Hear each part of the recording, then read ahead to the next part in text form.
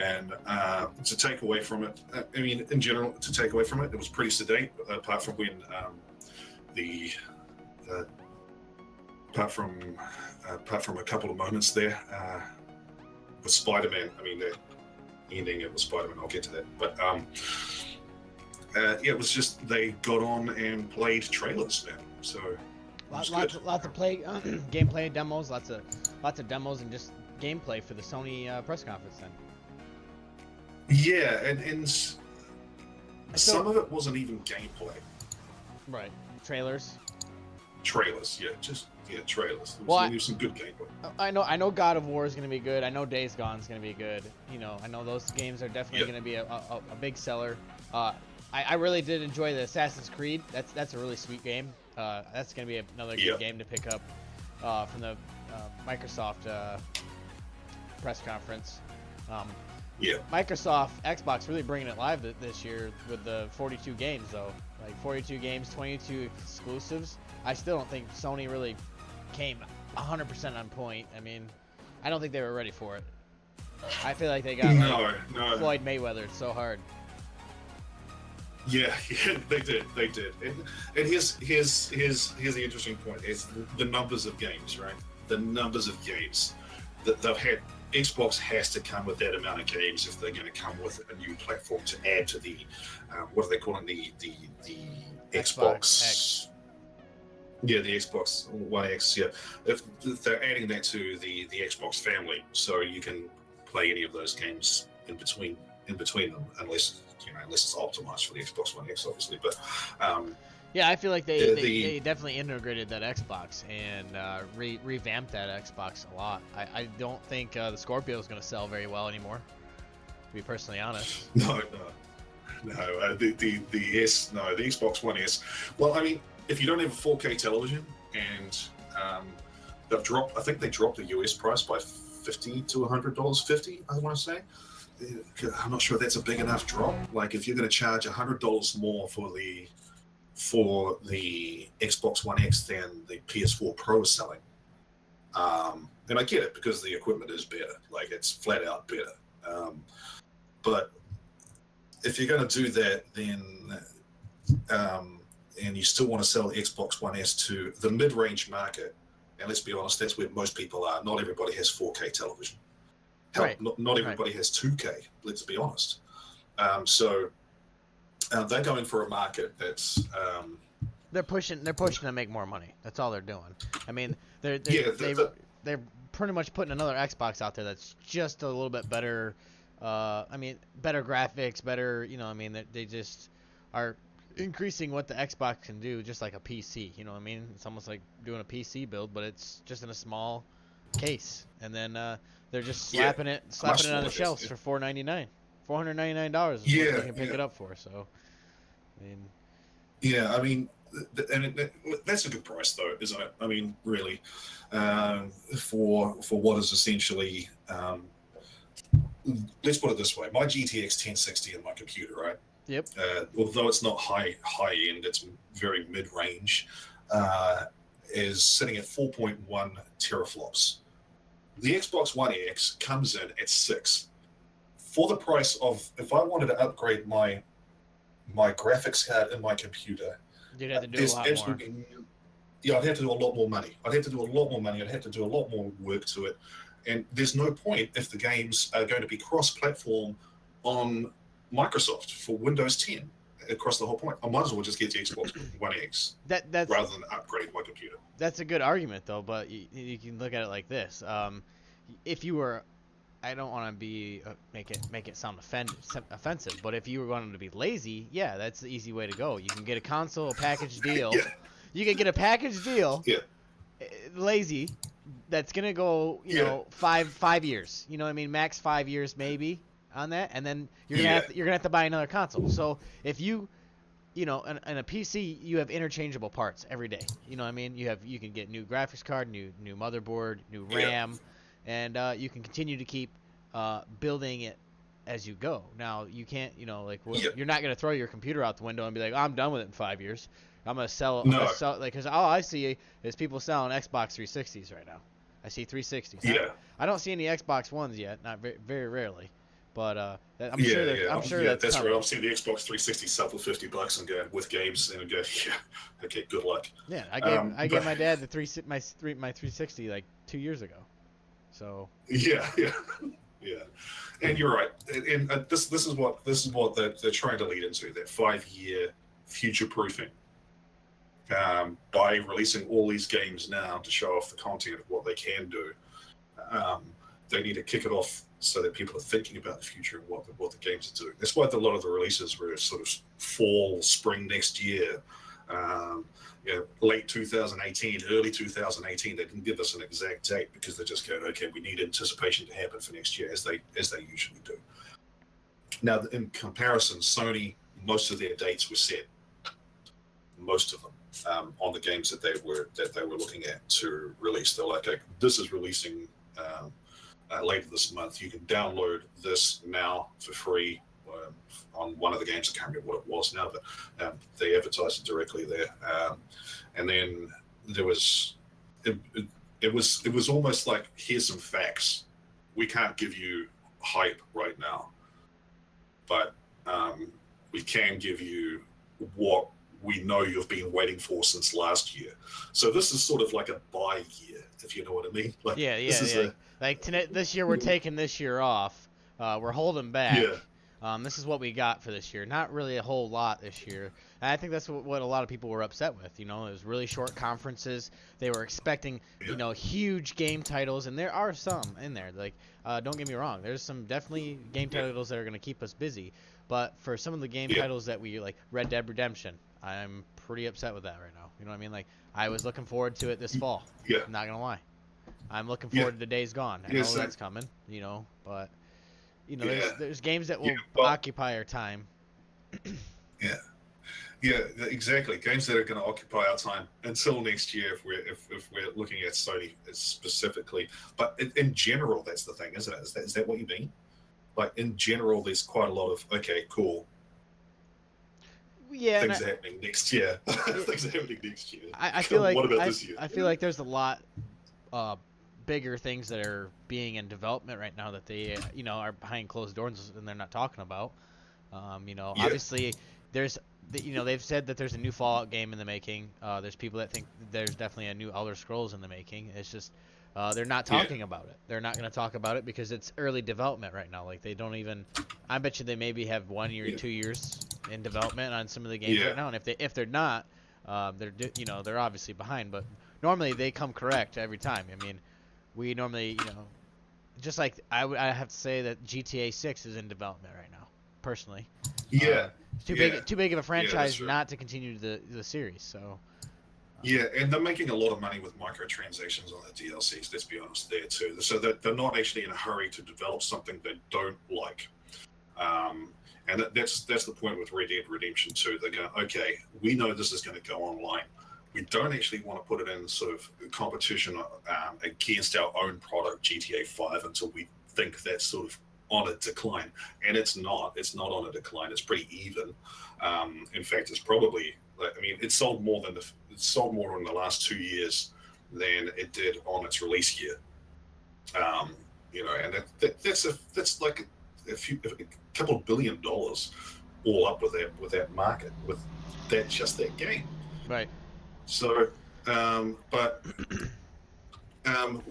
again, back to sort of the what did you mention before? Elder Scrolls, right? Yep. You made an interesting point. You said, okay, I don't think they're going to do anything. You said this yesterday, I think it was. I don't think they're going to do anything until they get this online thing worked out. They're not going to update this game in a hurry. And it's a shame, because what they're doing is just they're sitting on a game, Morrowind, that's 6 years old in content, and just updating that and trying to milk money out of that. Do you think that's still the case? Yeah, I do personally, because this is going to trend off into another subject that I wanted to get your opinion on. Bethesda, talked about the Creation Club. Bethesda's new scheme is a store for premium mods. They plan on doing all these mods, and tucked away behind all the a lot of dragon slaying action of Bethesda E3 2017 press conference. The publisher announced a new intuitive design to replace and resolve the paid mod scheme, which in games have flirted with in the past. So my thing that I'm worried about with Bethesda is that they are going to get too greedy with this. The Creation Club sounds like a great idea. Now, the way they Yeah. take from the Creation Club, like there's been hearsay talk about you're going to have to pay money to buy the mods, right? So you're going to have to get Bethesda bucks. So then when you have Bethesda bucks, you can use the Bethesda Yeah. bucks, which is real in-game, real pretty much in-game currency, or real, dollars. USA dollars or whatever currency you want to say, to buy these mods that you go in there and create yourself. And I don't think you get a part of that. You know what I mean? I don't think you get a percentage. Well, yeah, that's the question I was going to ask. Where do you get a percentage? Because on the I mean, is that confirmed that you don't get a percentage? Because there's no incentive for anyone to create if that's the case, other than, oh, cool, I've got my name on a mod, I'm the greatest. So I'm not sure that's actually what their point is. I do think that there will be incentives for the creators. There has to be, and it has to be monetary. There's going to be no point in a group of people coming together and doing mods on all the games. But as you say, how much of a cut do they take if you're selling? Is it going to be a fair cut? Also, is it actually going to be? Is it going to be like? There's two ideas I have that they could do it. I think they're going to do it like Ubisoft. When you play the Ubisoft games for the Ubisoft Club, and you get the points for playing their games. You know what I mean? Then you can go in and buy with that currency these mods that people make. As a special unlock almost. I think they could do it. But also another game, Rockstar Games. They use content creator in there. Do you see them? They take from people, and the only thing that they give them credit, but that's it. They don't pay them. They just take. They're like, oh, he made this super sweet race.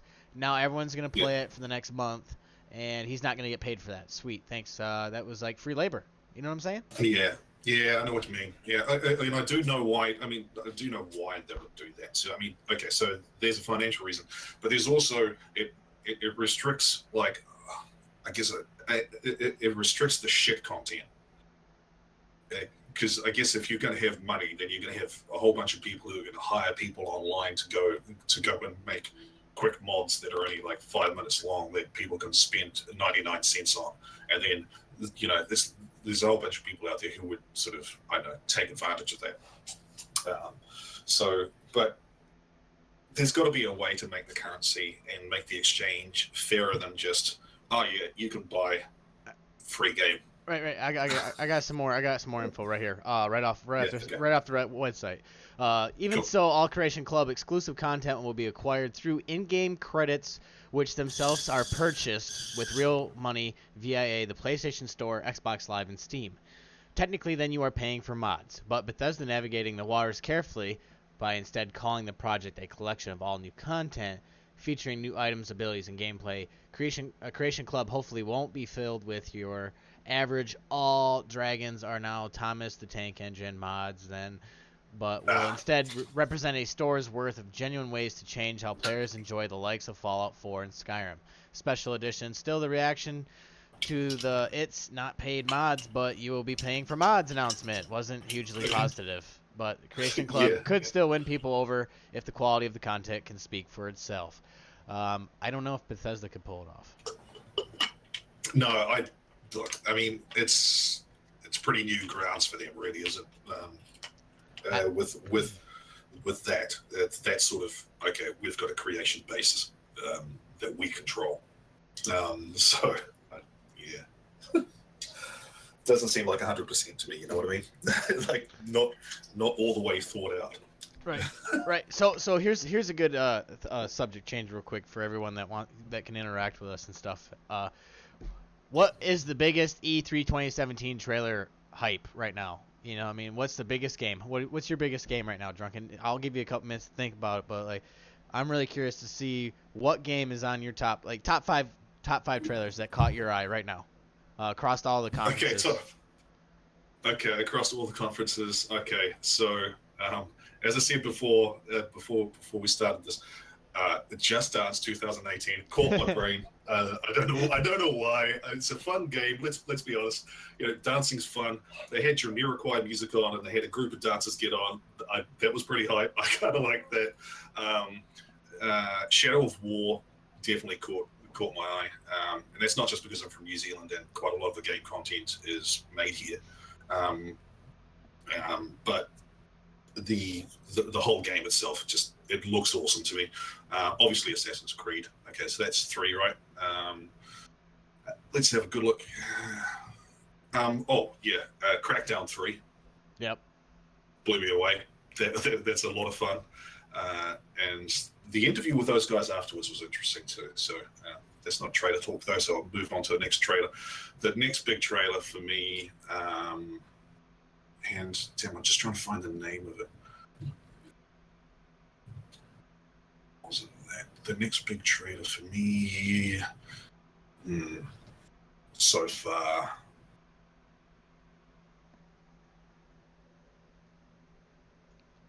It's probably going to be a game you're playing in the future. Yeah, it is. And, well, look, it's a toss-up between Far Cry 5. I must admit, I didn't have good hopes for Far Cry 5 going into it. Saw some of the gameplay, and I like the idea of it. I didn't like the idea of it before, but that's because Far Cry Primal wasn't something that I liked. Hello, reskin. It's a toss-up between that one and I gotta say A Way Out. Now, do you know the game A Way Out? No, I don't.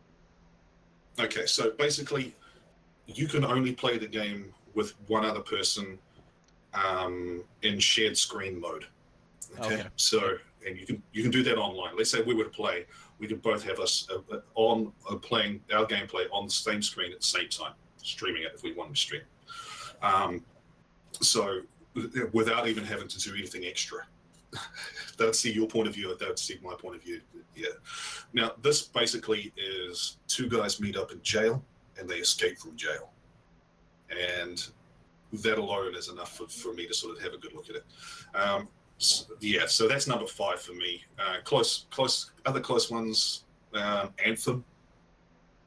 The gameplay of that looked awesome. Not sure that it'd be something I'd play particularly, but it looked awesome. And The Crew 2.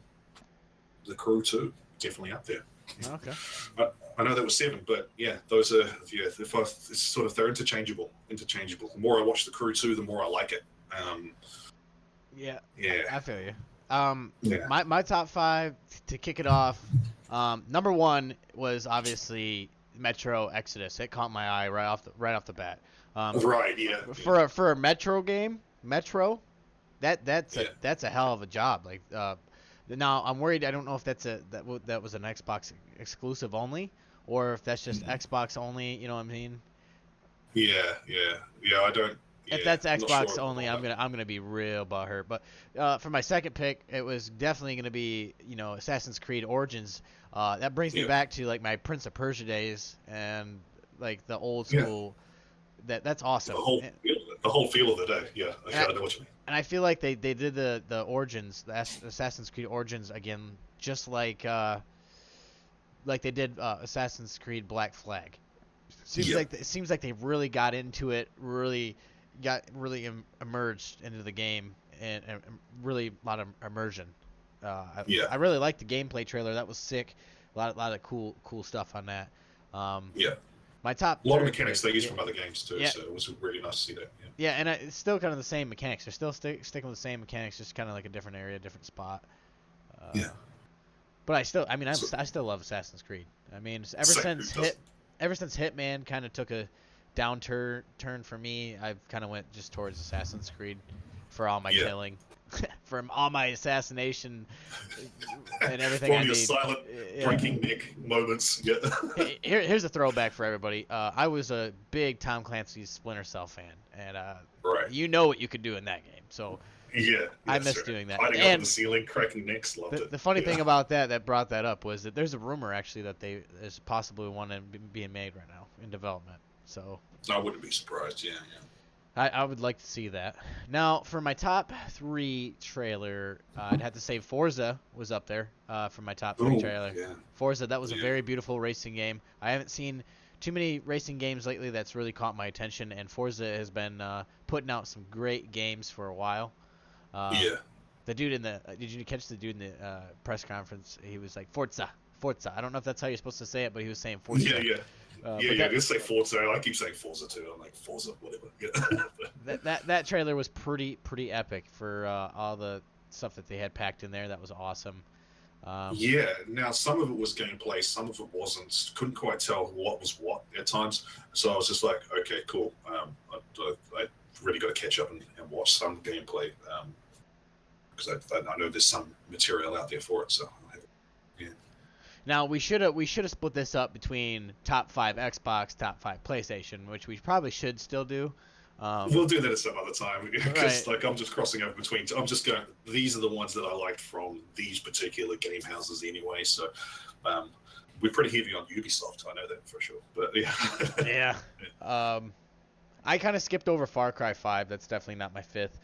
Shadow of War. Yeah. Shadow of War. I played the first one. I didn't beat it, but I enjoyed playing it because who doesn't like cutting orcs' heads off? I mean, That's on. right. Come You're on, dead man. inside if you don't like killing orcs. Yeah, and I plan on streaming that game. Now, yeah. earlier on, you brought up and told me that they actually remastered Shadow of the Colossus PS4, and it looks amazing. Yeah, it does. But here's the question: will you play it again? And that's for everybody. Will you play it again? I feel like I'll play it. Yeah, I think I'll play it again. There's replayability in it because it's a game that you can sort of dive in, finish, feel satisfied with in like a day or two, or if you one good gaming session, you can sit down and finish that game. So the upped graphics, the whole content, yeah, I would play that. I would. Yeah. I mean, I'm not saying I'd pay for it. I'd probably borrow it off someone. But, Right. but you know, because it's a single player game, I don't have to worry about that. But it looks beautiful, man. Like my jaw dropped, and across the Twitterverse there was what's going on when it hit the screens because we all instantly knew what it was. Right. What was that pirate game that caught my eye as well? I Sea of Thieves. Sea of Thieves. Okay, Yeah. so Sea of Thieves, that's gonna be a great game, and I look forward to playing it with you. I think that would be a really fun game that we can play and have fun and just. I know I'm gonna overshoot you over that dude's pirate ship, and it's gonna be great. Yeah, it's gonna be good times. That's right. Can you fly it out of the cannon? I'll be like, yeah, tie me in, buddy. Let's go. Light my bum. Let's fly. Now, there's another game that kind of slid underneath the radar that I wanted to ask you about that I don't even really know about yet. I just wanted to see what your thoughts. Skull and Bones is Skull and Bones. Oh my god! It's kind of like see that. No, I didn't. I didn't get to see it, and I wanted to ask you about it. Okay, yeah. Okay, so let's imagine that you've got the graphical gameplay of Black Flag 4, the graphical kind of like the graphical base of that. Pretty much, then, yeah. Okay. With titles from the Ubisoft Assassin's Creed franchise. Yeah, that's right. So you take that, and then you put it on top of World of Warships. Okay. So you've got teams of people from around the world going at other teams of people from around the world, and you upgrade your ships, you upgrade everything. Yeah, so it's a competitive one. I know a lot of people have been saying, because they're huge on esports this year, some people are yawning like, oh yeah, no, there's a competitive sort of tournament thing going to be set up, etc., etc. This one might be worth having a really good look at, considering the amount of parity type things that I guess 3 years ago, Pirates of the Caribbean was still huge in everybody's mind. Then they were like, okay, we'll make pirate games more. Then of course, Assassin's Creed came out, and they were like, yeah, we're definitely going to finish off our pirate game that we had.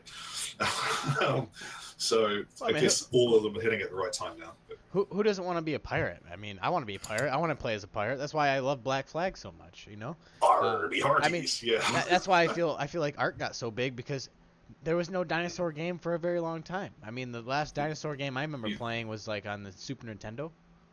Yeah. You know, yeah, or Turok. Yeah, that's right. Turok, you know. Yeah, that's basically it for me. Yeah. Yeah, so, So actually they've got Monster Hunter coming out. that looked interesting.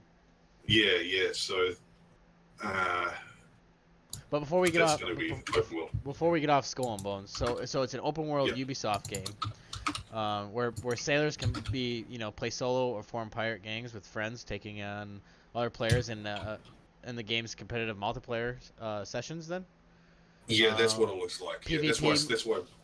PvP mode loot hunt was shown on stage at the Ubisoft conference, a 5v5 battle. I didn't even get to see Yeah, that, man. yeah. So that, yeah, if you know World of Tanks, if you know World of Warship, you know the format that this game's going to hit. Um, so uh, yeah, I mean, it's everything that people wanted the battles to be. It's like what they thought. Okay, the battle is good in Black Flag, right? Assassin's Creed. Okay, it's good in Black Flag. People were obviously asking, like on Reddit, could this be part of the multiplayer? Because Assassin's Creed's had multiplayer. Right. They didn't really have plans for that, but they still had the game mechanics that they could. So a lot of the stuff that you see in Black Flag has been transferred over and then modified, and then a whole bunch of other things have been brought in with an in-game currency by the looks of it, because you've got to be able to upgrade your ships. So they basically they went, okay, World of Warships, World of Tanks, we know that format. We'll just slap it on this, we'll upgrade it, make it our own, and then see what happens. Well, what shall we do with the Drunken Sailor all over again? That's your new name. It's Drunken Sailor. Yeah, all right, Drunken Sailor. Skull and Bones is set to release in fall of next year for PC, Xbox One, and PS4. But those who can't wait until then can sign up for the beta access. If you do get this game, what kind of console would you think about getting it on? And So it had to be the PS4 right now, because the Xbox, the PC can handle it. But it won't handle my upload speed, won't handle the internet so much. See, the good thing about the infrastructure of the Sony network is that at least I can hit decent lag for tournaments, etc., multiplayer games. So it's going to be the PS4. all right. Well, yeah, we should definitely sign up for the beta. I definitely shot you the link for that. I would definitely put the link down in the description for anybody else that wants to partake in that. Yeah. The God of War gameplay, that looked good. Days Gone, that looked good as well. That's But I know that you were talking about Monster Hunter's World's debut, the series on PS4, as a high action, slightly western, feely beauty. I mean, you would know more about it than I do. It's to me, it looked kind of like a hack and slash, but. Yeah, it is a bit of a hack and slash, but okay. So I mean, when you describe games, you sort of have to compare it. Think this game and this game together, right? So I guess the easiest way to describe it is think God of War gameplay with.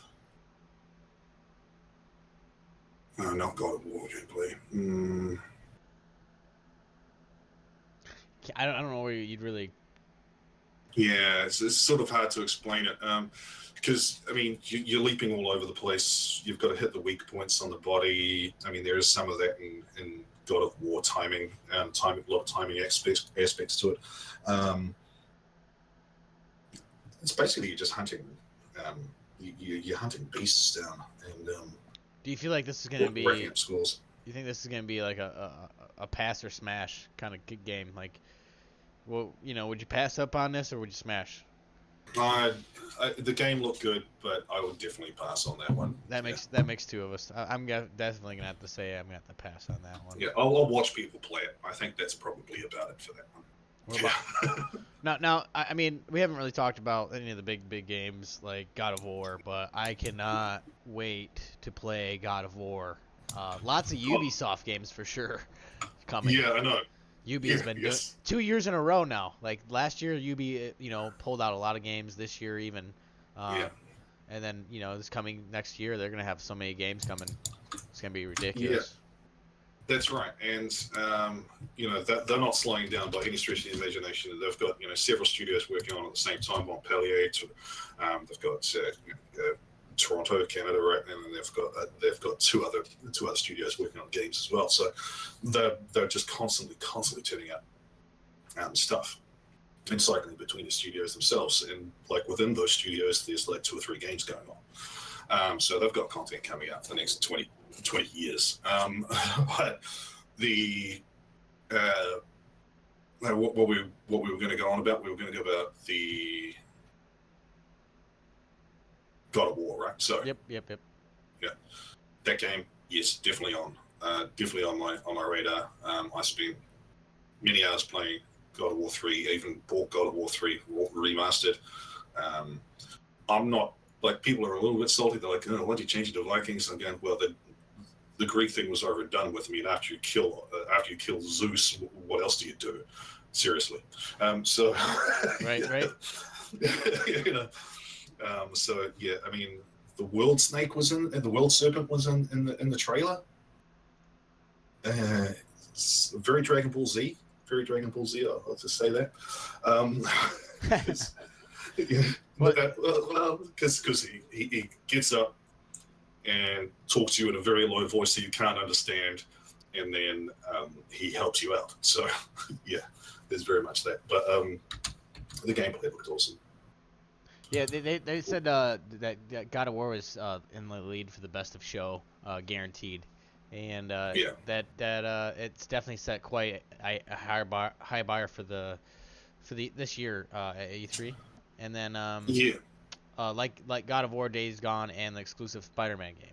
I know that you were talking about the Spider-Man game, and I really think that we need to talk about it because I know you are a comic guy. You know what I mean? I know you like Spider-Man. I like Spider-Man.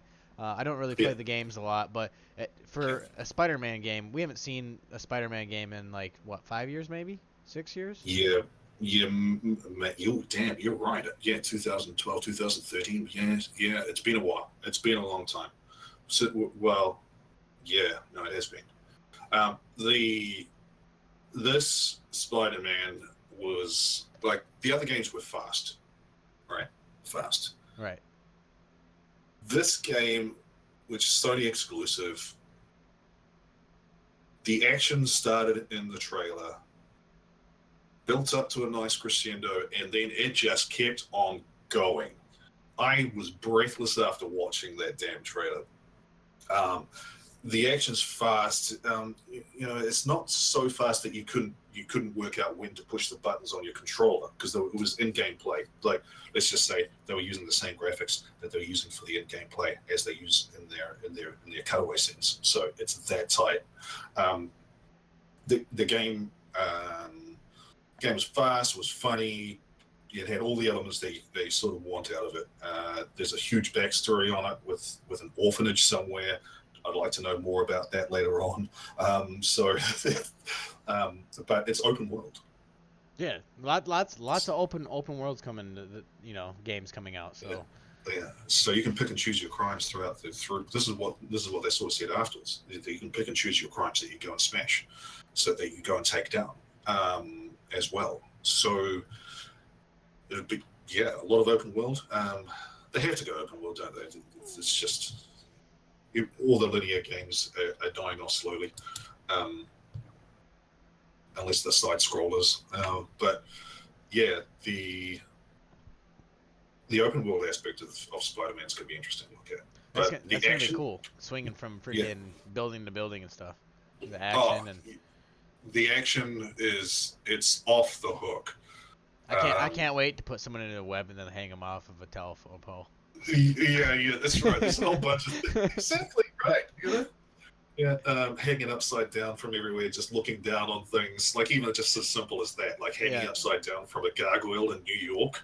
Yeah, looking down on the city. Yeah, there's gonna be a bunch of villains around just talking smack, and you're just gonna go down and just give them a smack down. Yeah, bop them on the head. Yeah, that's right. Like, get back up. Well, the big game that I want to talk about, that I've been hyped for since last E3, At Sony's E3 2017 press conference, zombie action game Days Gone helped kick off Sony's show. The event that unfolded in the latest video is notable complement to the screen-filling zombie swarms of the game's E3 2016 reveal. This new demo showcased more of the exploratory, adventurous nuisance of Days Gone with a nuance, my bad, not nuisance, nuance of Days Gone with a hearty helping of stealth and what you might come across during your motorcycle journeys. I think that's pretty sweet. It gives me a like, okay, I'm probably gonna get a lot of people upset at me, but it makes me feel like it's that show. What's the show that everybody watched? Walking Dead. It makes when I watched that game trailer the first time in 2016, E3 2016, it made me think of Walking Dead. And he's definitely got that, that robust kind of, man, kind of, I don't know. It just gives me that feel of that series. And I didn't even watch Walking Dead, guys. I really didn't. I'm not a big fan. I watched the first season and then I watched like 2 episodes and I'm like, yeah, I can't because I can tell it's fake. And then every time I tell my friend I feel like I can tell that the zombies are fake, he just gets really upset at me, and then I continue to just not talk anymore, and I just let it go, because I don't know, I can't. What do you mean? I personally can't get into things that I find very predictable. I have to be caught off guard, personally.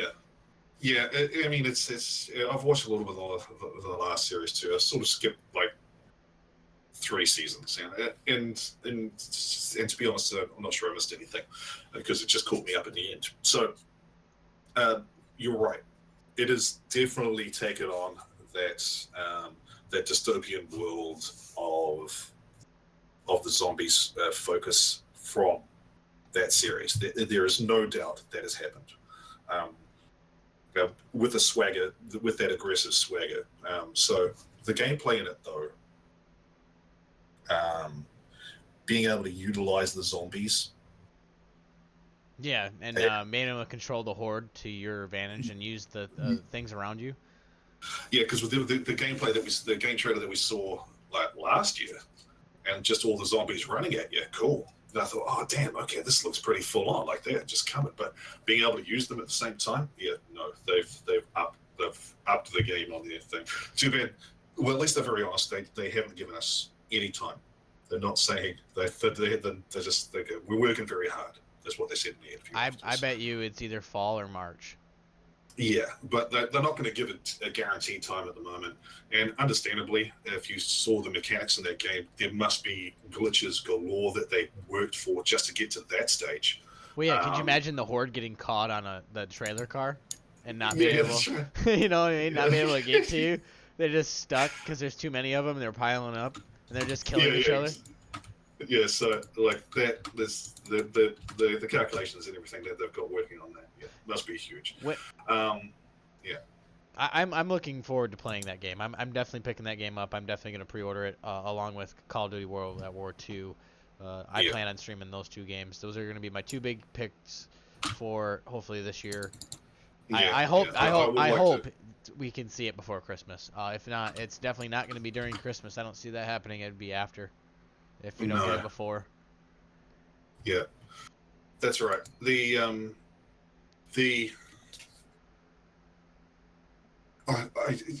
I'm just interested. Like you just mentioned December, Christmas, right? Yep. I haven't seen anybody say they're releasing it in Christmas. I've seen October, November. I've seen next summer, next fall, but I've not seen Christmas releases in this E3 so far. I think God of War. Yeah, true. For this E3, me neither. I think God of War actually is going to be on Christmas. That would make a lot of sense. Yeah, I feel like God of War will be released around Christmas time. Well, it's got that whole winter feel about the whole thing anyway, doesn't it? With the whole Viking thing, snow. Yep. Yeah, perfect. Yeah. The Horizon Zero Dawn, that's getting a new DLC, by the way. Yeah, I just saw that at the beginning there. I was like, god damn. I do want to go back. I didn't play I do want to go back to the game that we talked about earlier before we started the podcast. Yeah. Lawbreakers. You were talking about Lawbreakers, and I want to bring that back up because it's a game that it seems like it caught your interest quite a bit. Yeah, it did, and it's been catching my interest for quite a while. Now, so the first time I saw this gameplay was earlier on this year. Some people had done some beta a couple of months back for, I think, around about, I want to say February. I know it's still warm here in New Zealand, but so the gameplay was fast, very fast, and then they took what they had from the beta. Basically, the developers went, okay, we're going to listen to our community, and they filtered out all the crap, because there's a lot of crap that you've got to filter if you're going to do that, community-based stuff. But they filtered out all of that stuff, and they said they wanted to make the fastest arena fighting 4 versus 4, team versus team shoot 'em up that they could. It's gonna be They nuts. went to, it's nuts. It is nuts. It's faster than Overwatch, and Overwatch is fast. It's faster than Quake Champions, and Quake Champions is faster than Overwatch. So if you're going to look at it, for speed sort of wise, I mean, I know Overwatch can get fast, but you play Quake Champions, Yes, you I do. know it's fast. Yeah, it's super fast. So Lawbreakers is that with a whole bunch of aerial stuff, new characters coming out all the time. It's something that they're looking at for the long term. And again, it's going to be another esports competitive game. Yeah. So yeah, it's looking tight. They even took it to some YouTubers and Twitch streamers just at the beginning of E3, and they got some advice off them to help make the game even better. So they're taking their time with it, but Lawbreakers it's the next Overwatch, without a doubt. Yeah. But it's grown up. So yeah. Did you know that the Gears of War designer Cliff I can't say his last name, man. It's gonna be like Belzinski. Belzinski. He's actually he's the developer. He's a designer. Yeah. He's the designer on it, Yeah. so that's cool. Yeah. He went off and went, okay, cool, I'm gonna go do this. Yeah. So yeah. It's coming quite soon, and it is one final beta that will be open for everyone. Lawbreakers testing phase continues later this month, with the final closed beta beginning on June 28th. 2 days later, an open beta will begin as part of an event called Rise Up. It's unclear how long this will last for, but everyone will then be able to pick the full game up when it releases on August 8th. It will be available on PC, PS4, and I think that's it. Yeah, that's it. Yeah, they haven't looked at Xbox. They didn't look at Xbox because they were like, we need to pick a console. So they picked PS4 because it was the one at the time. Xbox One, they're not discounting that in the future though. Right, definitely. Both versions will be priced at $30. Yeah, right. $30. That he said in the at the release on the Sony thing. See, it's going to be $29.99. We're gonna cut out the bullshit for the other for the pricing on games. It's going to be $29.99. That's it. Yeah. So, and free DLC. Right. Oh, well, I guess. Yeah. Yeah. Free DLC would be nice. Yeah. None of that $60 bull crap that you pay for those multiplayer DLCs, all that. Yeah. Another game that I want to bring up that I know there's lots of fans that enjoy watching people play it, and I know that people are going to hound us to play it. They're going to be like, why? Why are you not playing Destiny 2? Yeah, I know, right? Well, now, I can tell you, I didn't like Destiny 1. So that makes two of us, man. What was the biggest thing that you didn't like about Destiny 1? Well, Destiny, okay, look, I'm into grinding games. Cool. But I need an end game in it, right? I need a storyline to take me there too. I need a bit of a journey rather than just adding numbers to my character. Right. Here's an alien low blow right here. It's like Alien Division. That's a low blow, but oh, it is. It's perfect. Yeah. But yeah, it's a low blow, but it's a right blow.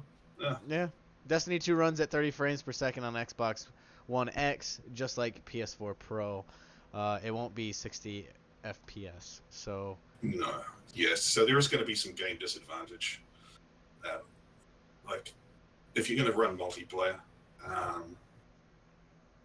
you know, get optimized as fast as you can. It just seems like another mistake that's going to kill them before they even get released.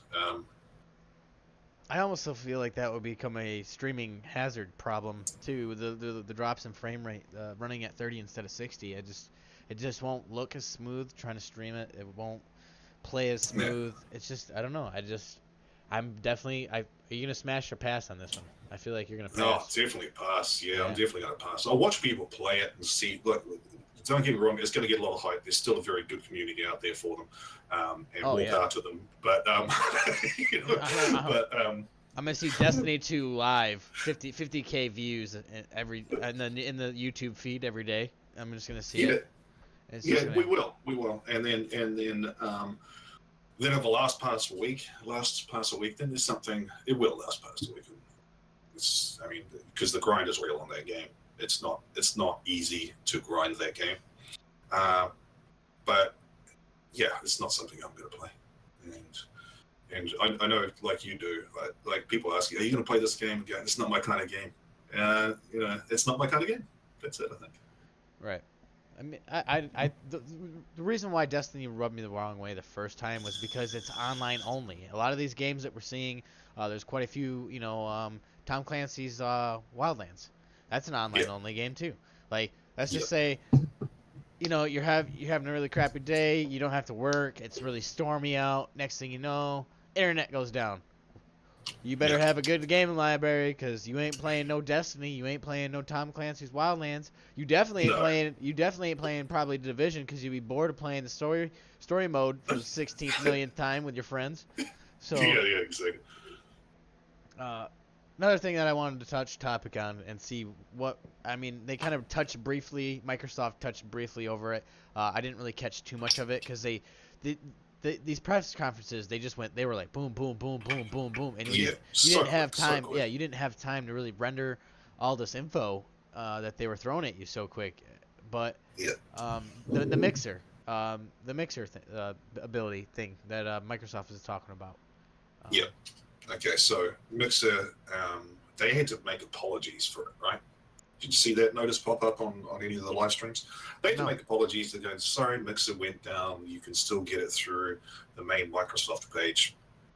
And why would you do that when you can just watch it on YouTube, where they're already presenting it anyway? But yeah, Mixer coming out of, what was it called previously?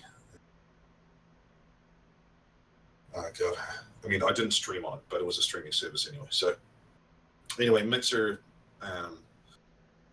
is a good streaming service, and they're going to have a lot of exclusivity with the Xbox One X and with Windows 10. And their latency, unfortunately, they've got rid of it. It was a second or less, so you could immediately react to the chat that was happening. When it was, God, why can't I remember what it was? Beam. It used to be called Beam. So Beam got bought out by Microsoft. Oh, okay. They went, okay, yeah. So they went, okay, well, we like this. We want our own sort of Twitch, and they went for it. All right. The infrastructure is already there. It's already there. It can work.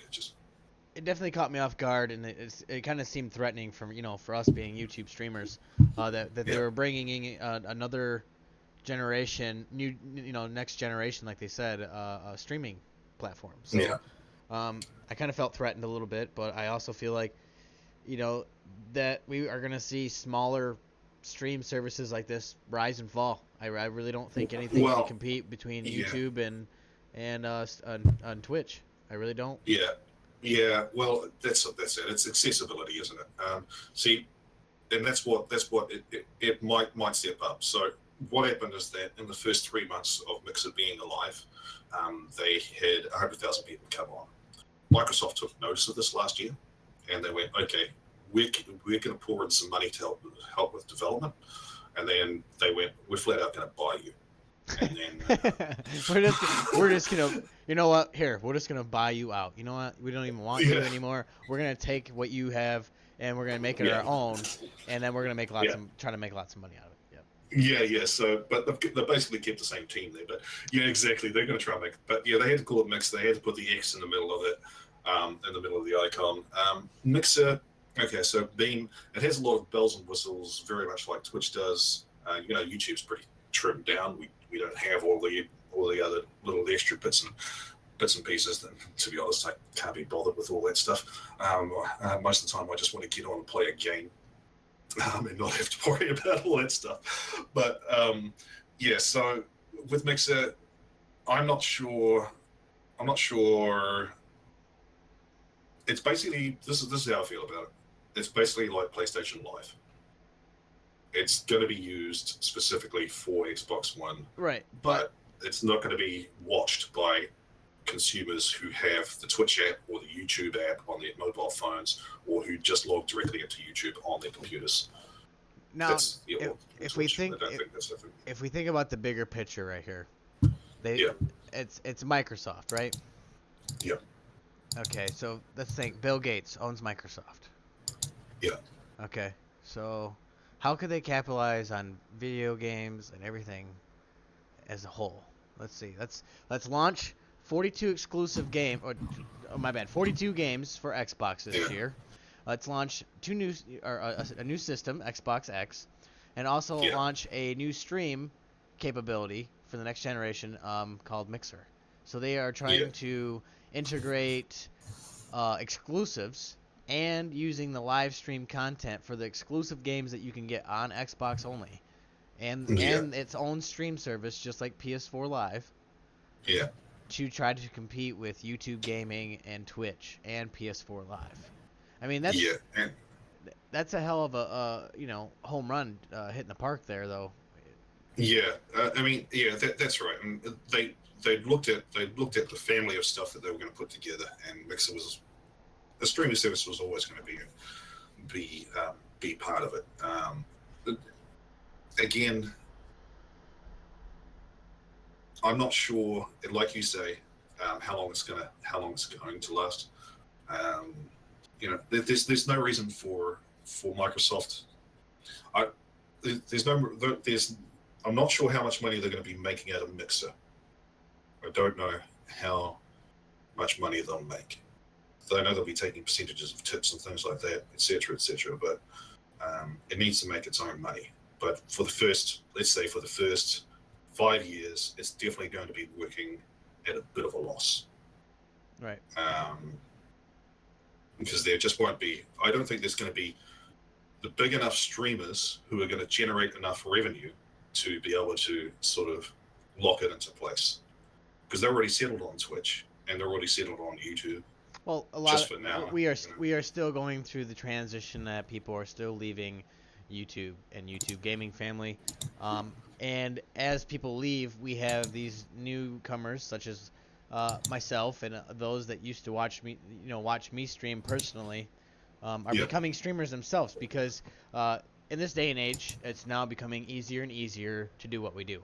And I feel like the bigger guys are getting even more threatened. That's why they want to try to become established so fast. And I also feel like, okay, they've grown with YouTube, they've done their YouTube kind of thing, and now they're like, okay, we're going to go try to do something else. You know what I mean? Yeah, which is fair enough. And people have left for Beam. There are a lot of tricks that people like. I mean, there's no point in bashing and sort of beating around the bush. Mixer has a lot of tricks. And it's definitely worth looking at as an early sort of like getting it on the ground floor. There is probably a good option, but again, it's something that you can also wait on. I'm not really worried about Mixer myself at the moment. No, it's just not strong enough. No, it's just like PS4 Live. Yeah. But I do feel like the streaming community, that the younger streamer community that's coming in here at a fast pace, will continue to grow. But I have a feeling that I'm worried that it's process of elimination, survival of the fittest in a way. If you don't become determined to continue to do it, if you're not set out to do it as a full-time thing, you're not gonna make it. And Yep. that's coming from my heart, guys. That's like the realest as real as I can lay it out there for you, especially if you're making it this far into the podcast right now. But I personally have had my own doubts here and there, and I look out to others and and ask for help sometimes to and you should, and and you shouldn't feel to continue to inspire me and continue to keep me going, because I'm not gonna lie that, and I'm pretty sure there's lots of YouTubers and streamers alike that can relate with me that they've all thought about quitting at one time. Yep. But if it's Yep, something definitely. if it's something that you really want to do, that you're really passionate about, then do it 100%. Because doorways open every day, and Exactly. you never know where you're gonna go. So just for those of you that ever do struggle as a streamer or as a brand new streamer, if it's something that you really want to do and you're devoted, uh, you put everything you have into it, pour your heart and soul. But just remember, sometimes you will get burnt, and you're gonna have to pick yourself up and get on the horse again. So Yeah, and half the time it's you burning yourself, yeah, as well. yeah, It's okay. So let's see if we can get to a positive note here, because like we can all say that we've had bad times and everything like that, but we've had some really great highs, met some really great people. I've met you, for example, yep, and we've there's some really great angles to streaming. And whatever platform that you decide to do it on, if you do decide, let's say you're starting out, you get asked this question a lot, right? And I answer this question this way: when people say, "I want to start streaming, how do I do it?" Well, we can say all the technical stuff that we can throw all the books at them, throw all the research towards them and stuff like that. But if they don't pick that up, that's their problem. All you have to do is start. You'll figure it out along the way. That's you just have to. Yeah, look, just like the Microsoft thing, just push start, just go. yeah. It's like the ping pong game, or Yeah, not ping pong, pinball. yeah, You pull the lever back to launch the ball, and then you use the paddles on the side to keep slapping it to keep it going. You know what I mean? yeah, and you learn how to do it. You learn how to do it all Yeah, the way. You're yeah. gonna, well, I dropped that one, I'll get the next one. Yeah, it's still got to load it. Yeah, I've got another coin, I'll load up another 5. You're right, it's pinball. And you're gonna mess up. You're gonna make mistakes. You're gonna have bloopers. Yeah, Just the other day, prime example. I streamed for an hour, 2 hours actually, and about yeah. 30 minutes in my beginning of my stream, my mic was muted and I was talking the whole time. So, you make mistakes. You learn from your mistakes. I've done that too, but damn, 30 minutes, really? Yeah, Oh, damn. yeah. No, no. Yeah. Friday the 13th, and it bums me out because I missed so much good content and the things I was saying. Uh, Oh well, yeah, it was the breaks. but just always ask for help. Sometimes you won't get it. Sometimes you will. It takes a while to become part of the YouTube gaming family, and I'm still working on it myself. I still don't feel like I'm there yet, but I will get there. Yeah, yeah, and that's the point. You find your community of people who like you, but more importantly, who you like and who you think you're going to fit in with, and that's the most important part. Is finding that little supportive group that you go, okay, cool. I've got 4 or 5 people, even 2, 1. I've got one other person who believes in this dream with me, and let's go and do it. And that's making that sort of connection, regardless of whether or not you got 100 subscribers or 100,000 subscribers. When you've got that one connection, that's what makes it all important. Yeah. So That's what keeps you going. yeah, You gotta- every day. You gotta keep her going. Yeah. By the way, But guys. speaking of going, yeah, Yeah, you guys need to go head over to Solitaire's channel and go smash that sub button. Just a real quick recap.